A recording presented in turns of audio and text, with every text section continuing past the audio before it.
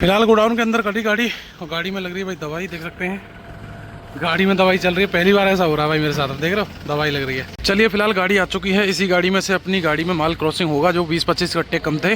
तो आगरा से पहले जो टोल पड़ता है खंदौली पे, अभी मैं वहाँ के रुका क्योंकि हमारे जो सब्सक्राइबर भाई हैं उन्होंने गाड़ी को रुकाया और एक गाड़ी और रुकी हुई है टोल पे, उन पे बंदर का बच्चा है और वो भी हमारे सब्सक्राइबर हैं, तो उनसे भी मिलना है। उन्होंने भी बोला था कि गाड़ी रोक लेना, मैं कहा ठीक है। तो अभी भाई से मिलते हैं फिर निकलेंगे आगरा के लिए। यहाँ से आगरा मात्र 10 किलोमीटर बचा है। हाँ जी, क्या हाल चाल? ठीक है भाई। पहचान लिया? पहचान लिया यार। गाड़ी पहचान ली होगी। गाड़ी पहचान ली चलो, कहाँ जा रहे हो? मैं आगरा जा रहा हूँ अभी। तो अभी वैसे नागपुर का माल है। अदरक लाया हूँ। अदरक है क्या? चल रहा है, सही चल रहा है। कहाँ की मंडी है? मेरठ। तो इसमें टाइम रहता है कितना टाइम? 5 दिन? नहीं, तो 70 घंटे का टाइम मिला। 72 घंटे ठीक है, आ जाती है, कोई दिक्कत। डबल ड्राइवर में तो आराम से। अच्छा अच्छा। तो यहाँ पर भाई की भी गाड़ी आ चुकी है, 16 टायर है। चलिए, ये कहाँ लेके घूम रहे हो? ये पंडित जी वो दो।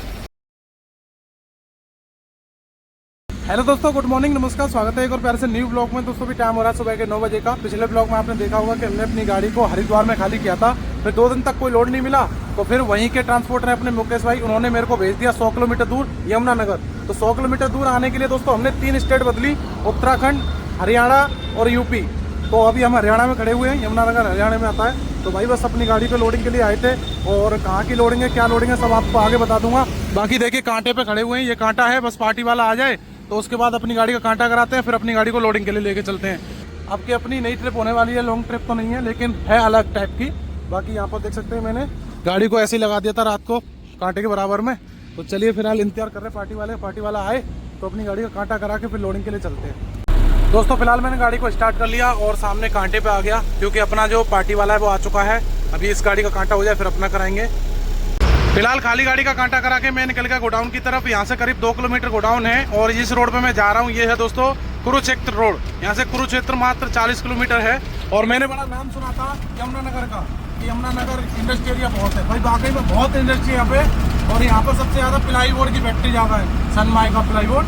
तो यहाँ पे देख सकते हैं खेतों में भी फैक्ट्री है। अभी मैं सिटी से निकल के आया था रात, तब भी बहुत सारी फैक्ट्री मिली थी, शुगर मिल बहुत हैं। और यहाँ पर देखिए अभी मैं बिल्कुल देहात क्षेत्र में चल रहा हूँ, अभी सिटी से बाहर आ चुका हूँ आटा करा के। तो करीब 2 किलोमीटर बताया था, तो अभी बस पहुँचने वाले हैं। देखिए कितनी सारी इंडस्ट्री है यहाँ पे, इंडस्ट्री बहुत है भाई यमुनानगर में। चलिए फिलहाल गोडाउन तो मिल गया, ये गाड़ी मैंने खड़ी कर दी, एंट्री करा दी। ऐसा होता है ना कि हमारे पास जब लोकेशन नहीं होती तो परेशानी होती है ढूंढने में।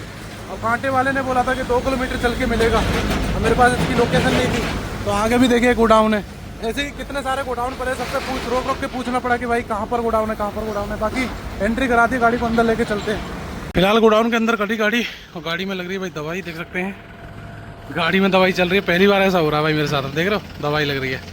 अभी तिरपाल पे भी लगेगी। तो अपनी गाड़ी में जो अभी दवा मारी थी वो दवा सूखने को दे दी है, धूप निकली हुई है। बोल रहे कि 10 मिनट सूखने दो, जब तक आप चाय पानी पी के आओ। तो मैं चाय पानी पीने जा रहा हूँ, सामने पुलिस बैरियल है, उसके आगे बताते हैं चाय पानी की दुकान है, नाश्ता भी मिलता है। तो देखते जो भी मिलेगा, चलते हैं भाई। तो अभी थोड़ी दूर आके मुझे एक चाय की दुकान दिखी, साथ ही नाश्ता मिल रहा है। यहाँ पे कड़ी चावल भी हैं और मिठाई की दुकान है ये ना, इसलिए सब कुछ मिल रहा है। बाकी पहले चाय पीएंगे फिर नाश्ता करेंगे। तो फिलहाल अपने नाश्ते में यहाँ पर चाय समोसे आ चुके हैं। मैंने इसको फोड़ दिया क्योंकि ये गर्म था, ताज़ा ही निकला। मैं सोच रहा था कि कल का ना हो कहीं। बाकी खाते हैं और मस्त अपना चलते हैं फिर। फिलहाल चाय नाश्ता करके आ चुका हूँ, और यहाँ कंपनी में ना थोड़ा सा इशू चल रहा है। इशू ये है कि ये गोडाउन है, कंपनी नहीं है। और यहाँ पर हमारा थोड़ा सा ना फर्श टूटा बता रहे हैं ये लोग, ये देखिए है टूटा तो मानते हैं, पर यहाँ पर प्लाई का टुकड़ा लगाना पड़ेगा। मैं थोड़ी लेके आ चुका हूँ, कील लेके आ चुका हूँ। अंकल जी वहाँ पर अभी सफाई में लगे हैं जब से मैं गया हूँ। पता है ये जो गंदगी है ना, ये और भी इसमें जो भरी हुई है, ये इनको बिल्कुल निकालना है, इनका कहना ऐसा है। तो मैंने बोला कि भाई अगर यहाँ पर समरसेबल हो, पानी चलवा दो, फिर मैं चला दूंगा। मतलब इतनी ज़्यादा स्ट्रिक्ट कंपनी मैंने कभी नहीं देखी। कंपनी हो तो समझ में आता गोडाउन, तो पता समझो फिर आप कैसा माल जा रहा होगा। बाकी चलो कोई बात नहीं है, कंपनी के अपने अपने रूल होते हैं, करवाते हैं इसका भी कुछ ना कुछ। तो जहाँ पर अपना फर्स्ट टूटा था ना, वहाँ पर हमने प्लाई के टुकड़े लगा दिए, और अब इसके ऊपर ये बिछा देता हूँ गत्ता। अब जैसे तैसे पास कराइए भाई, फेल हो गई थी गाड़ी तो बिल्कुल। तो अभी मैंने अपनी तिरपाल बिछा दी नीचे, और अंकल लोग यहाँ पर देखिए पन्नी लगा रहे हैं, इधर भी उधर भी। समझ रहे हो कितना स्ट्रिक्ट कानून होगा इस कंपनी का। देखो कितनी बड़ी पॉलीथीन लेके आए, पूरा घुमा के ऐसे लेके आएंगे। एक नीचे भी बिछेगी, तब वहाँ से लोडिंग होगी। दोस्तों अभी बज गया दोपहर का 1 और अभी मैं गाड़ी में आराम कर रहा हूँ क्योंकि अभी अपनी गाड़ी लोडिंग पे नहीं लगी है और सामने देखिए पंखा चल रहा है। इतनी ज्यादा गर्मी है भाई क्या ही बताऊँ। रात को इतना ठंडा मौसम था कि कंबल में भी ठंड लग रही थी और दिन में इतनी ज्यादा गर्मी है, समझ में नहीं आता भाई। अभी नहाने की सोच रहा था लेकिन वहाँ टंकी का पानी है और वो ठंडा है।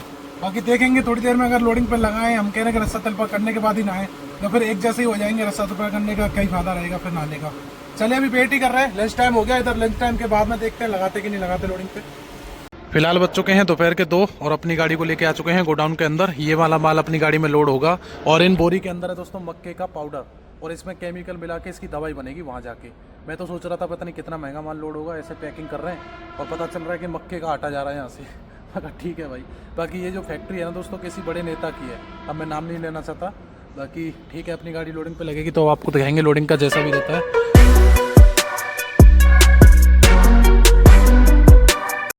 फिलहाल अपनी गाड़ी लोड तो हो चुकी है लेकिन लास्ट वाली छल्ली में ना 20 से 25 बोरी कम पड़ गई हैं तो उसको लेने गए हैं। उसके बाद अपनी गाड़ी पूरी लोड और उसके बाद रास्ता तरपाल डालेंगे, कांटा कराएंगे, उसके बाद पेपर मिलेंगे शाम तक। और हो सकता है कि ये जो बोरे लेने गए हैं इसमें भी शाम हो जाए क्योंकि काम रुक जाता है ना भाई, टाइम लगता है। अभी लेबर भी चली गई, लेबर आएगी फिर माल आएगा, फिर क्या होगा क्या नहीं होगा वो लास्ट का काम है। बाकी यहाँ पर आप देख सकते हो कि अपनी जो गाड़ी की हाइट है वो बिल्कुल बॉडी लेवल है। देखो आगे ये वाली, तो इस पे रस्सा तरपाल डालने में ज़्यादा दिक्कत नहीं होती है, अकेला बंदा भी आराम से डाल सकता है। अगर दिन में 5 बार डालने होंगे, 5 बार खोलने होंगे तो मैं अकेला कर सकता हूँ भाई, क्योंकि ना तो जाल मारना है ना कोई हाइट है तो उसके ऊपर दिक्कत आएगी।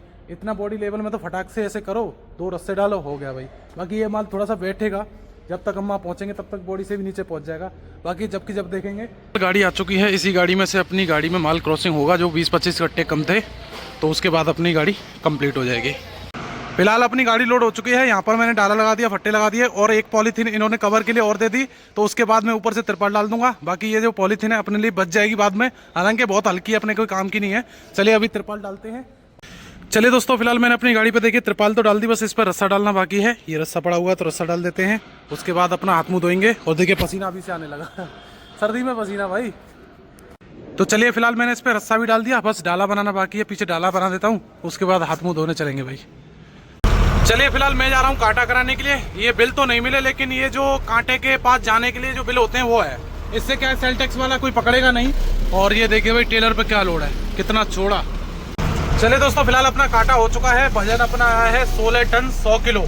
तो अपना 16 टन की गारंटी थी। बाकी गाड़ी को पैक करके और उधर गोडाउन है वहीं लेके चलते हैं।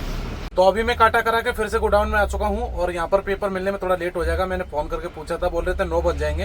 तो मैं सोच रहा हूँ भाई कुछ खाने के लिए बना लेता हूँ, क्योंकि भाई आपको पता है सुबह से वही चाय समोसा खाया हुआ है। तो यहाँ पर देखिए मैं चावल ही बना रहा हूँ रोज़ की तरह। यहाँ पर टमाटर, प्याज, मटर और ये आलू। आज मटर डालना नहीं भूलूंगा भाई, कल मटर डालना भूल गया था। तो फिलहाल यहाँ पर मेरी प्याज भुन चुकी है, इसमें मैं डालने जा रहा हूँ देखिए मसाले और टमाटर। तो इसको थोड़ा हिला देते हैं इसे और इसमें अब डाल देंगे साथ ही साथ मटर। पता है क्यों? क्योंकि भूल जाऊंगा फिर मैं। और इसमें साथ ही मैं डाल रहा हूँ भाई आलू, ये देखिए। ठीक है, अब थोड़ा सा इसको ऐसे ही पकने देते हैं, फिर पानी डाल के राइस डाल देंगे इसमें। तो यहाँ पर दोस्तों मैं ले रहा हूँ देखिए बासमती राइस और मैंने जरा से ही लिए हैं, बिल्कुल 1 मुट्ठी, क्योंकि हमारा जो मटेरियल है ना वो काफ़ी ज़्यादा है। तो मैं जरा से ही ले रहा हूँ, इसमें पानी डाल के धो के और फिर इसको इसमें डाल देते हैं। तो फाइनली अब बने हैं अपने चावल, और इसको पुलाव भी बोल सकते हैं क्योंकि इसमें मटर आलू सब पड़ा हुआ है, देख सकते हैं। और इसको इसमें डालेंगे और घी रखा हुआ है भाई, 1 चम्मच घी डाल के जब खाऊंगा मस्त।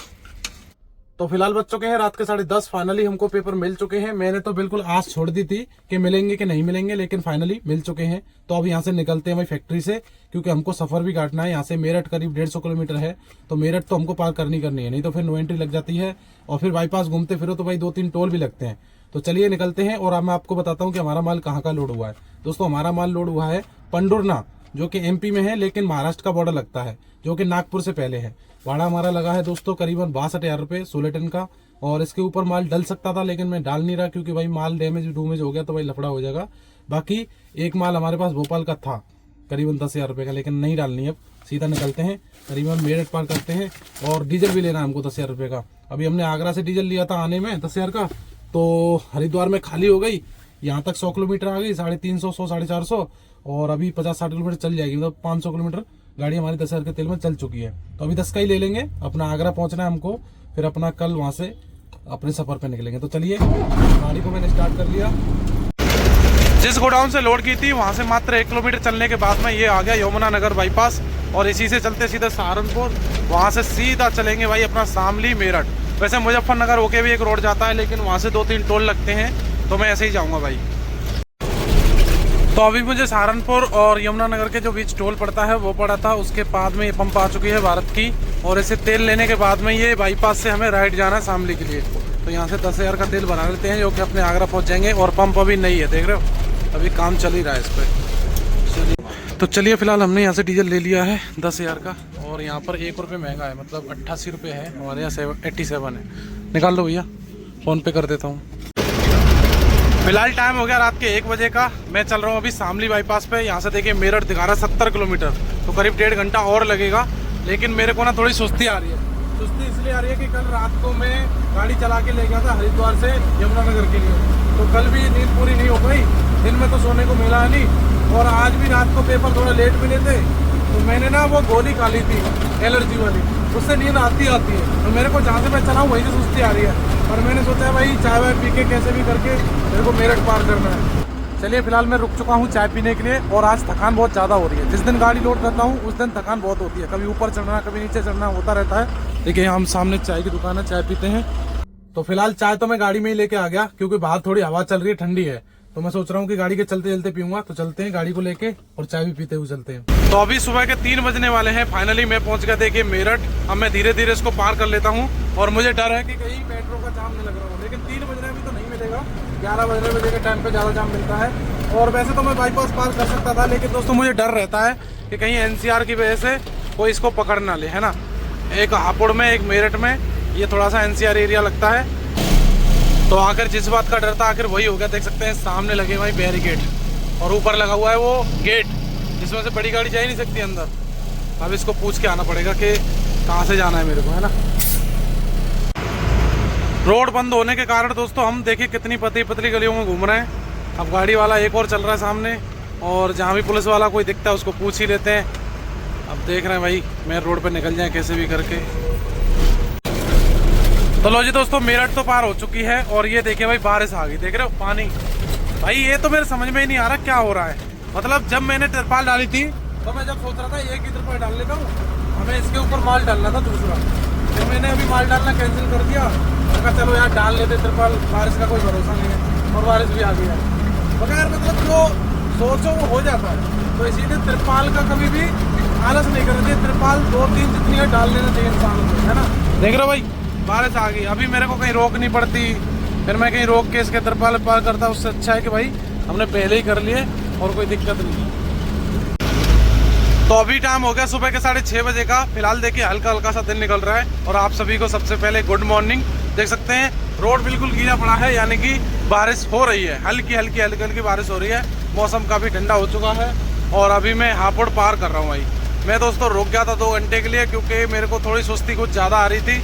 मैंने कहा भाई जो होगा वो देखा जाएगा, लेकिन पहले जो सुस्ती आ रही है उसको आराम देना चाहिए। देखो होगा वो तो किस्मत में लिखा होगा वही होता है। अब लेकिन नींद आ रही थी तो भाई 2 घंटे आराम करना ज़रूरी था। अभी मैं देखिए हापुड़ पार कर रहा हूँ, आगे चल के फिर से एक चाय पीएंगे। टाइम हो गया 9:30 बजे का। फिलहाल देखिए मैं अलीगढ़ पहुँच रहा हूँ, और आगरा जाने के लिए मुझे इस पुल से राइट जाना पड़ेगा, और आगरा तक अपना सिंगल रोड ही है।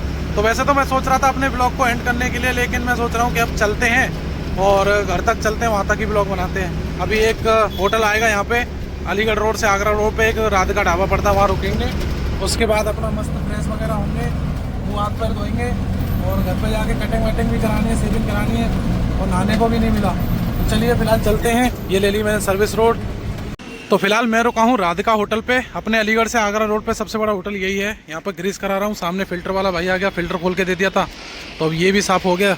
और गाड़ी की कंडीशन कुछ ज़्यादा ही ख़राब होगी बारिश के कारण, पहले से थी लेकिन अभी भी ज़्यादा हो गई। सोच रहा हूँ इसको धुवाने के लिए। चलिए फिलहाल मैं होटल में आ चुका हूँ, और यहाँ पर मैंने तंदूरी पराठा लगाया, क्योंकि मैं चिकन ही कम खाता हूँ। ये तो भाई घी लगाया है मैंने, घी लेके आया मैं साथ में। ये है भाई दाल, सलाद और मिर्ची। चलिए खाते हैं फिर निकलते हैं।